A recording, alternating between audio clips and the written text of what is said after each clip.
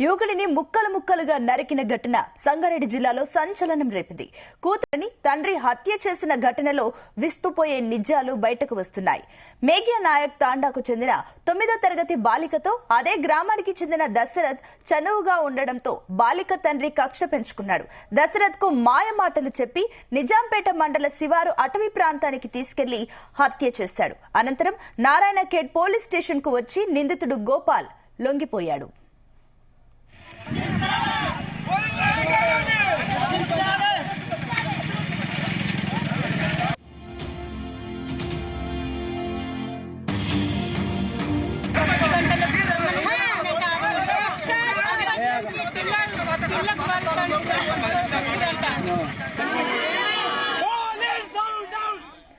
అయితే 4 రోజులైనా దశరథ్ మృతదేహం లభ్యం కాకపోవడంపై బంధువులు ఆందోళనకు దిగారు. మృతదేహం కోసం రోడ్డుపై బైఠాయించారు. అటవీ ప్రాంతంలో విస్తృతంగా గాలించిన పోలీసులకు ఇద్దుల తాండా వద్ద దశరథ్ మృతదేహం ముక్కలు ముక్కలుగా లభ్యమైంది. మృతుడు దశరథ్ కి భార్య 2 పిల్లలున్నారు. అనుమానమే ఈ హత్యకు దారితీసిందని పోలీసులు పేర్కొన్నారు.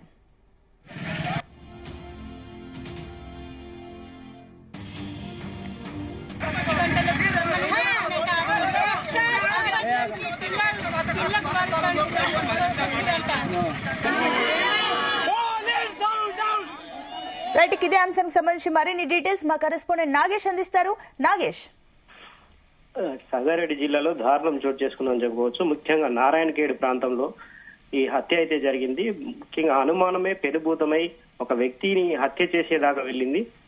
కూతుర్ని ప్రేమిస్తున్నాడని ఒక యువకుడిని హత్య చేయడం అనేది స్థానికంగా కలకలం రేపింది. నారాయణఖేడ్ సమీపంలోని మేఘ్యా నాయక్ తాండాలో ఈ ఘటన చోటు చేసుకుంది. అయితే ఎవరైతే 9వ తరగతి చదువుతున్న బాలిక ఉందో ఆమెతో దశరథ్ అనే వ్యక్తి కొంతకాలంగా చనువుగా ఉంటున్నాడు, తరచూ కలుస్తున్నాడనే అనుమానంతోనే ఆమె తండ్రి గోపాల్ ఈ హత్య చేసినట్టుగా తెలిసింది. అయితే మృతదేహం కోసం గత 4 రోజులుగా అటు కుటుంబీకులు కావచ్చు, పోలీసులు కావచ్చు వెతుకుతున్నప్పటికీ ఎలాంటి ఆచూకీ లభ్యం కాలేదు. ఎవరైతే దశరథ్ ను హత్య చేసిన వ్యక్తి ఉంటాడో ఆయన పోలీస్ స్టేషన్ లో వచ్చి లొంగిపోయిన తర్వాత ఆ విషయం చెప్పాడు. అతన్ని హత్య చేశానని చెప్పడంతో నిజంగా హత్య జరిగిందని పోలీసులు అయితే కన్ఫర్మ్ చేయడం జరిగింది.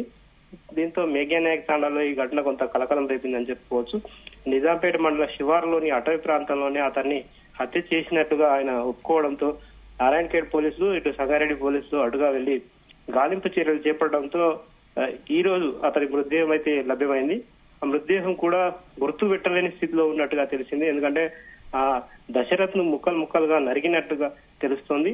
దీంతో కసిగా ఈ వ్యవహారం అయితే పూర్తిగా కసితో చేసినట్టుగా తెలుస్తోంది. అయితే గోపాల్ అనే ఒకరితోనే ఈ పని అయిందా లేదంటే అతనికి ఎవరైనా సహకరించారా అనే విషయాన్ని అయితే పోలీసులు తేల్చాల్సి ఉంది. గోపాల్ ను విచారిస్తున్నారు. ఆ దశరథ్ కు గోపాల్ కు పాత గొడవలు ఉన్నాయా లేదంటే ఈ ప్రేమ వ్యవహారమే ఈ హత్యకు కారణం అనేది కూడా పోలీసులు పూర్తి స్థాయిలో దర్యాప్తు చేస్తున్నారు. దశరథ్ ను ఇద్దుల తాండా వద్దకు తీసుకెళ్లి అంటే వేరే విషయం మాట్లాడదామని చెప్పి తీసుకెళ్లిన క్రమంలోనే మొత్తం ఇద్దరి మధ్య కొంత గొడవ జరిగినట్టుగా తెలిసింది. ఆ సందర్భంలో వీరిద్దరు తాగి ఉన్నారా లేదా మద్యం సేవించి ఉన్నారా అనేది కూడా పోలీసులు ఛేదిస్తూ ఉన్నారు. నారాయణఖేడ్ పోలీస్ స్టేషన్ పరిధిలో లొంగిపోయిన తర్వాత ఇతన్ని సంగారెడ్డి పిఎస్ కు తీసుకుని వచ్చారు. అక్కడ కొంత విచారించడంతో కొన్ని విషయాలు వెలుగులోకి వచ్చాయి.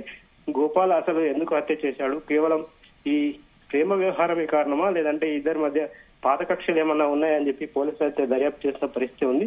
ముఖ్యంగా ప్రేమ పేరుతో వేధిస్తున్నాడని కొన్ని సందర్భాల్లో అనుకుంటారు. కానీ ఆ అమ్మాయి 9వ తరగతి చదువుతుంది. ఇతను ఆల్రెడీ మ్యారేజ్ అయిన వ్యక్తిగా ఉన్నాడు. దశరథ్ అతనికి 2 పిల్లలు కూడా ఉన్నారు. అయినప్పటికీ పోలీసులు పూర్తి స్థాయి దర్యాప్తు చేసిన తర్వాత వివరాలు వెల్లడిస్తామని చెప్పారు. ప్రస్తుతానికైతే మృతదేహాన్ని అయితే పోలీసులు స్వాధీనం చేసుకుని అక్కడ స్థానిక ఆసుపత్రికి అయితే తరలించారు. మృతదేహానికి పోస్ట్ మార్టం చేసిన తర్వాతే పూర్తి వివరాలు వెల్లడించే అవకాశం ఉంటుంది. ఎందుకంటే అతను హత్యకు ఎలాంటి ఆయుధాలు వాడాడు, ఎవరైనా సహకారం తీసుకున్నాడా లేదంటే పోలీసులు ఈ విషయాన్ని పూర్తి స్థాయిలో వెల్లడించాల్సి ఉంది. స్థానికంగా అయితే ఈ ఘటన కొంత కలకలం రేపిందని చెప్పుకోవచ్చు. మనకు తెలంగాణలో కావచ్చు, ఆంధ్రప్రదేశ్ లో కావచ్చు ఈ ప్రేమ వ్యవహారాలు చాలా కాలంగా చాలా ఇరిటేట్ గా చేస్తున్న సందర్భాలు అయితే చూస్తున్నాం. ముఖ్యంగా పరువు హత్యలు అయితే గతంలో చూస్తాం. ఇటీవల నల్గొండ జిల్లాలో కూడా ఇలాంటి ఘటన జరిగింది. అయితే ఈ పరువు హత్య లేదంటే ప్రేమ వ్యవహారమే దీనికి కారణమా లేదా పూర్తి స్థాయిలో దర్యాప్తు చేసిన తర్వాత అసలు విషయాలు వెలుగులోకి వస్తాయని పోలీసులు చెప్తున్నారు. దశరథ్ ను ఇంత దారుణంగా హత్య చేయడానికి ఈ ప్రేమ వ్యవహారం కారణమా, లేదంటే ఆస్తి తగాదాలనయా, పాత వ్యవహారాలు ఏమన్నా వీళ్ళ మధ్య జరిగాయి అనేది కొంత తెలియాల్సి ఉంది. కూతుర్ని ప్రేమిస్తున్నాన్న నెపంతోనే ఇంత దారుణానికి ఒడగట్టడం అనేది స్థానికంగా కొంత చర్చనీయాంశమైంది. స్థానికులు కూడా ఈ విషయం పైన డిమాండ్ చేస్తున్నారు. ఎందుకంటే ఒకవేళ ప్రేమించి ఉంటే అతన్ని పిలిపించి బెదిరించాల్సి ఉంది, లేదంటే పోలీస్ స్టేషన్ లో కేసు పెట్టాల్సి ఉంది. ఇంత దారుణంగా హత్య చేసే పరిస్థితి ఎందుకు వచ్చిందని చెప్పి స్థానికంగా అయితే చాలా మంది అనుమానపోతున్నారు. ముఖ్యంగా అక్కడ ఈ ఎస్టీ కమ్యూనిటీ ఎక్కువగా ఉండే ప్రాంతాలు కాబట్టి ఆ స్థానికంగా పంచాయతీలు కొనసాగుతూ ఉంటాయి. పోలీస్ స్టేషన్ వరకు వెళ్ళ వ్యవహారాలు స్థానిక పంచాయతీలు పెట్టి పంచాయతీ పెద్దల ద్వారానే కొన్ని సందర్భాల్లో ఇలాంటి కేసులను అయితే సాల్వ్ చేస్తూ ఉంటారు. అయితే ఈ కేసులో మాత్రం ఇంతవరకు అలాంటి విషయాలు ఏవి బయటకు రాలేదు.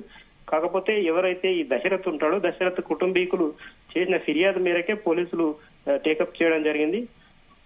కేసు నమోదు చేసిన తర్వాత అసలు ఈ దశరథ్ ఎవరు, గోపాల్ ఎవరు అని పూర్తి స్థాయిలో వివరాలు వెల్లడించిన తర్వాత ఎవరైతే ఈయన గోపాల్ వచ్చి ఇక్కడ లొంగిపోతే పూర్తిగా అతన్ని అదుపులోకి తీసుకొని విచారించిన సందర్భంలో కొన్ని విషయాలు వెలుగులోకి వచ్చాయి. ఆ ప్రేమ వ్యవహారం అనేది తర్వాత తెలిసింది 3 రోజుల తర్వాత. అతన్ని 4 రోజుల క్రితమే హత్య చేశాడన్న విషయాన్ని విచారించిన తర్వాత తెలుస్తుంది. దీంతో అతని కుటుంబీకులు అయితే రోదలతో మిన్నంటాయి. ఎందుకంటే ఈ స్థానికంగా ప్రేమ వ్యవహారం కారణమైనప్పటికీ హత్య దాకా వెళ్లడం అనేది కొంత అక్కడ చాలా కలకలం రేపుతుందని చెప్పుకోవచ్చు.